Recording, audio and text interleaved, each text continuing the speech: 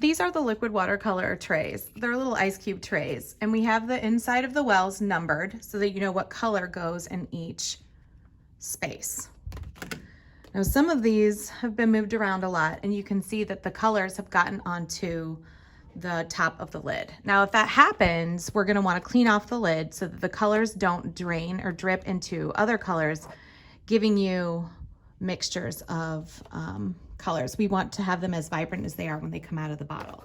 Liquid watercolors come in these 8 fluid ounce bottles, and I'm going to show you how to fill the ice cube trays. So if we have an empty tray and we're ready for some new colors, we're going to get out the tray or the basket and fill the little well. So number 1 goes in number 1. And let me show you, it's just a couple drips.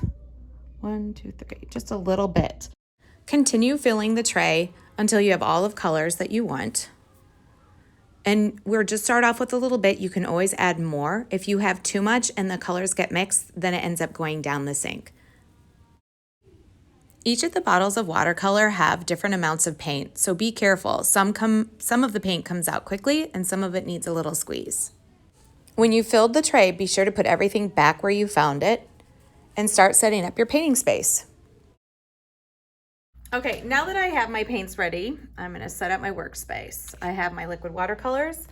I have a little bit of water, and when I mean a little bit, I mean not even half an inch. I can always clean out my water, I can dump it out, but the less water we use, it's fine. And I have both wells taken care of.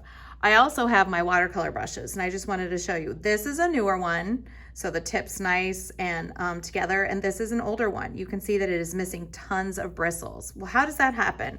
It happens when friends get this wet and they scrub and rub like this.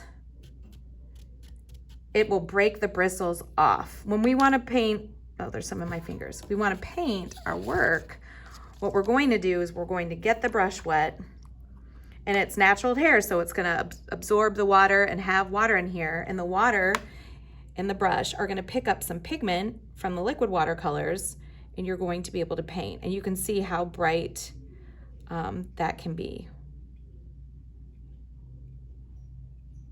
And watercolor is fun. It's supposed to go outside the lines. You're not gonna have 100% control with water and pigments. And then you can have fun. I have the brush wet and dip in the paint and fill in your spaces. Now, the more water you use, the lighter the colors will be.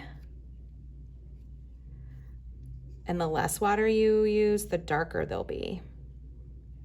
But you can see that the pigment is highly concentrated, and it's gonna fill, you'll be able to go pretty far with just a little dip. And that's why we don't have that much in there. If I'm gonna go into yellow, I wanna make sure my brush is really clean, so I'm gonna swish.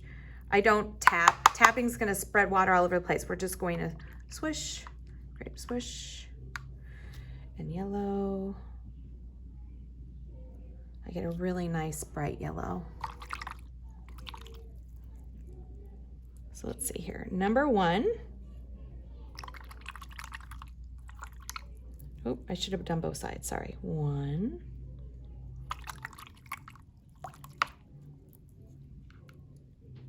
2.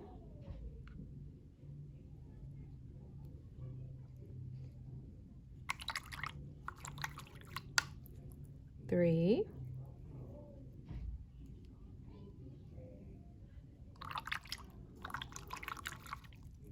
4.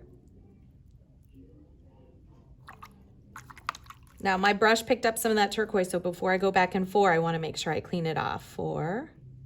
And I'm happy with all these little blending of colors. It'll make new colors. 5. 5's like a yellow orange. 6.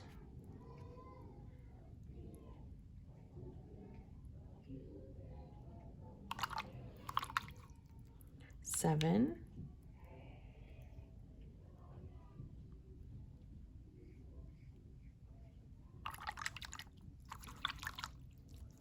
8.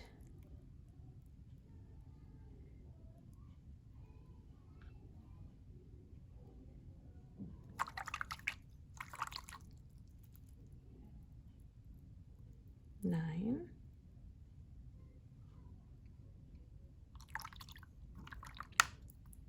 10,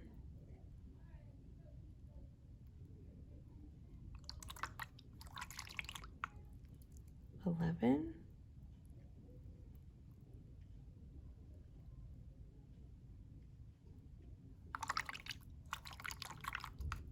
12,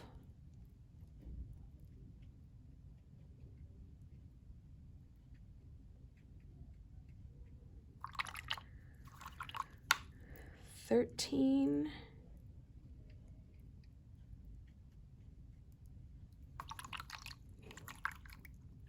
and 14. I think 14 is a coral red and number 1 is a red red. All right, there you go.